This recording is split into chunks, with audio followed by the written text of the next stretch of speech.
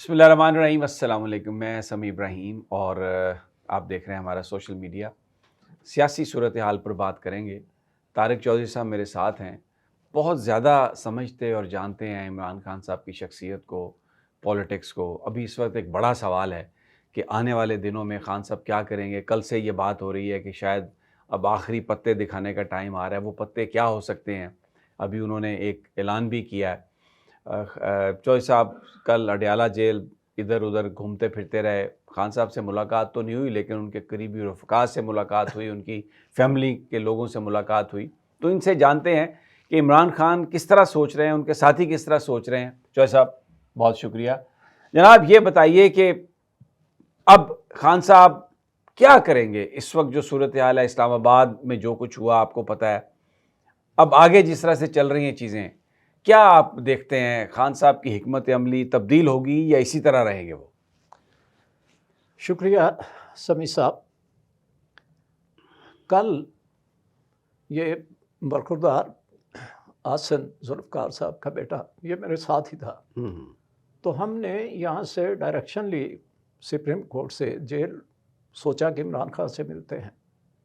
تو خیر ہمیں جانے میں بھی دیر ہو گئی، تو وہاں ٹرائل شروع ہو چکا تھا اور اندر جا اس لیے بھی نہیں سکتے تھے، جانے کا فائدہ بھی نہیں تھا کہ عمران خان ٹرائل میں یعنی بائیکاٹ کر کے وہ اندر چلے گئے تھے۔ تو ان کی بہنیں جو پہلے سے وہاں تھیں، وہ بہنیں بھی ان کو نہیں مل سکیں، ان کو نہیں دیکھ سکیں۔ بہرحال ہم نے انتظار کیا، سوچا کہ وہ باہر نکل آئیں تو پھر دیکھتے ہیں۔ تو وہ 4 بجے وہاں سے نکلیں اور پھر انہوں نے مجھے کہا کہ ہم سرینا چلتے ہیں، آپ وہاں آ جائیں، وہیں بیٹھ کے بات کریں گے۔ تو ہم وہاں چلے گئے۔ دیکھیں یہ ایک بانمتی ہے، تو اس نے کنبا جوڑا تھا، ٹھیک ہے، کہیں کی اینٹ کہیں کا روڑا۔ اب مسئلہ ہے کہ جو کنبا جوڑا تھا، اینٹ اور روڑا جو ہے نا، وہ خود خستہ ہو گئے، اور جس سیمنٹ یا گلو سے ان کو جوڑا گیا تھا اس کی ایکسپائری ڈیٹ آ گئی۔ اب آپ دیکھ رہے ہیں کہ وہ تو بکھر رہا ہے، بکھر نہیں گیا؟ جی بالکل۔ تو نہ وہ گلو باقی یعنی گلو بھی چھوٹ رہا ہے اور وہ خود بھی خستہ ہو رہے ہیں۔ لہٰذا ان کا تو نہ کوئی فیوچر ہے، ماضی تو تھا ہی نہیں، فیوچر بھی کوئی نہیں ہے، حال بھی ویسے ان کا کوئی نہیں۔ تو اس لیے اب خان کا تو ایشو بڑا واضح ہے۔ میں اس کو اس طرح ایکسپلین کرتا ہوں کہ آپ کہتے، ساری دنیا کہتی خان ون مین آرمی، ٹھیک ہے، یہ کہتے one man army. One man army ہوتی کی ہے کہ ایک آدمی جو پوری فوج کے برابر ہے۔ اب کل مجھے پہلے بھی پتا تھا، یعنی حق الیقین مجھے پہلے بھی تھا، کل میں نے عین الیقین حاصل کیا۔ میں نے کافی اس پہ کہا ہے کہ اس کی بہنیں بڑی اہم ہیں۔ تو کل پہلی دفعہ روبرو ہم نے بات کی 1.5 گھنٹہ 2 گھنٹہ بیٹھ کے، تو اب مجھے عین الیقین ہو گیا کہ وہ ون مین آرمی تو ہے، لیکن وہ 5 لوگ ہیں جو ون مین آرمی ہیں، یعنی وہ 5 فوجیں ہیں، 5 لوگ ہیں جو خود ایک ایک فوج کے برابر ہے، اور وہ 5 ہیں، 4 اس کی بہنیں، ایک وہ خود، ٹھیک، وہ اتنی ہی دلیر ہیں، اتنی ہی پڑھی لکھی ہیں، اتنی ہی سادہ مزاج ہے، اور اتنی ہی بہادر ہے، اور ان کا رول بھی کمال ہے۔ وہ کسی کے سامنے آتا بھی نہیں، وہ بیان بھی نہیں کرتی، وہ سیاست بھی نہیں کرتی، وہ صرف اپنا رشتہ نبھا رہی۔ تو اچھا، ایک طرف تو یہ حالت ہے کہ وہ 5 ون مین آرمیز اس کے ساتھ ہیں، ٹھیک۔ پھر دوسری بات یہ کہ اس کے پاس اتنے بڑے بڑے لشکر ہیں متعدد۔ ایک تو خود پاکستان کے اندر ہے، 25 کروڑ لوگ ہیں، وہ 25 کروڑ میں سے 20 کروڑ اس کے ساتھ ہیں۔ اور پھر آپ نے دیکھا کہ اس کی ایک کال پہ 35 ملکوں میں احتجاج شروع ہو گیا۔ بالکل۔ اب یہ امریکہ جو ہے نا، اس کے بارے میں کہا جاتا ہے کہ وہ ہر ملک کا ہمسایہ ہے، کہ اس کے ہر ملک، تیسرے ملک میں اس کی فوج، اس کے اڈے ہیں، کہیں بحری اڈے، کہیں ہوائی اڈے، تو ہر ملک کا وہ ہمسایہ ہے۔ اب اگر آپ دیکھیں تو عمران خان جو ہے وہ پوری دنیا میں ہر ملک کا ہمسایہ ہے، یعنی ہر ملک میں اس کے چاہنے والے ہیں، اور پاکستان کے اندر تو اس کی یہ حالت ہے کہ اس کا دشمن گھرانہ جو ہے، اس دشمن گھرانے کے اندر بھی اگر 5 فرد وہ ہیں نا تو کم از کم 2 اس کے ساتھ ہیں، ٹھیک 3 اگر اس کے دشمن ہیں، اگر یعنی آپ انالیسس کر لیں آپ نہیں چوہے صاحب، خان صاحب کی حمایت کے حوالے سے ایشو نہیں ہے، ایشو یہ ہے کہ ایک ڈیڈ ایلی ہے، اسٹیبلشمنٹ، اسٹرانگ اسٹیبلشمنٹ جس کے پاس ساری طاقت ہے، وہ عمران خان کے سامنے کھڑی ہے آگے. یہ جو حکومت ہے پولیٹیکل، یہ گورنمنٹ تو کچھ بھی نہیں ہے، یہ تو لائی گئی ہے، ان کے پاس، ان کے تو پلے ہی کچھ نہیں ہے. تو سوال یہ ہے کہ اب تک کی جو حکمت عملی ہے، اتنی زبردست حمایت کے باوجود ابھی تک بریک تھرو نہیں ہوا. میرا سوال آپ سے یہ تھا کہ یہ جو ساری صورتحال ہے، اس کو اب خان صاحب کیسے ہینڈل کریں گے، اس بند گلی سے کیسے نکلیں گے؟ نکل رہے ہیں. یہ دیکھیے جی کہ بند گلی تو تھی جب وہ اقتدار سے نکالے گئے تو اس کے بعد اس کے رستے بند ہوتے گئے. پھر جب یہ الیکشن ہو گیا تو پہلا جو دروازہ کھلا ہے نا، وہ اس دن کھلا جب 8 فروری کو ووٹ ڈالا گیا. اس ووٹ ڈالا گیا، اس کا امپیکٹ دیکھیں کیا آیا کہ خود سول سروس سے لوگ بول پڑے. ججوں میں سے 7 میں سے 6 ججوں نے خط لکھ دیا. یعنی وہ یہ تبدیلی آنی شروع ہوئی اور یہ گیپ بڑھتا گیا. اب یہاں تک نوبت آ گئی کہ پہلے لوگ باہر نہیں نکلتے تھے، اب وہ کسی کے پرواہ ہی نہیں کرتے. اب اگر اگلی کال آ گئی تو اس میں مجھے خطرہ ہے کہ وائلنس نہ ہو جائے.